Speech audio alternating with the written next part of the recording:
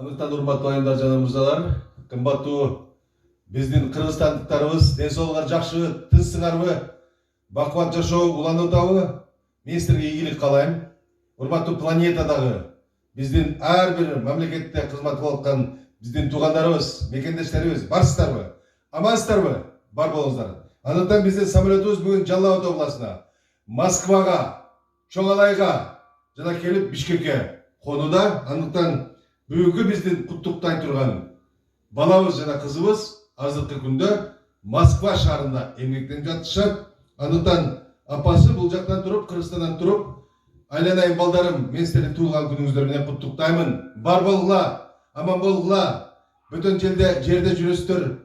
Мен сиздерге ден соолук каалайм деп апасы жакшы тилектерин каалап атат. Андыктан Жалал Абад областына караштуу Көк Жаңгак айылында туулган уулум Нарбай дейт. Мына менин деле уулум бар, Даниярбек. Андан Нарбай уулу Бексултан, кызым Бегимайды удаа келген сентябрда удаа келген туулган күндөрү менен куттуктаймын. Өмүрлөрү узун, келечеги кең, бактылуу болушсун деп апасы Айжамал. Айжамал апасы, биз сизге кошулабыз. Албетте бала деген ыйык, кыз деген ыйык. Эне ички дүйнөсү менен күйөт да, себептен ички дүйнөсү менен жашайт. Ушул баламбы, кызымбы аман болсун деп балам. Андыктан биз дагы өзүңүзгө ийгилик каалайбыз Айжамал. Бар болуңуз, ден соолукта болуңуз. Эч качан кайгы капа көрбөңүз.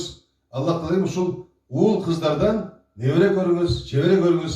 Аллах тилегем ар тарабыңызды кыбла кылган болсун. Анда эмесе Бексултан жана Бегимай, туулган күнүңөр кут болсун, өмүрүңөр узун болсун. Кайсы жерде жүрбөңүздөр, кимдер менен болбоңуздар. Дайыма Аллах тилегем жаныңыздарда сиздерди өз даргөөнүндө кабыл этип, өз панайында сактасын. Туулган күнүңүздөр менен кеттик. Сен бактылуу балалык, Бексултан, туулган күнүң менен.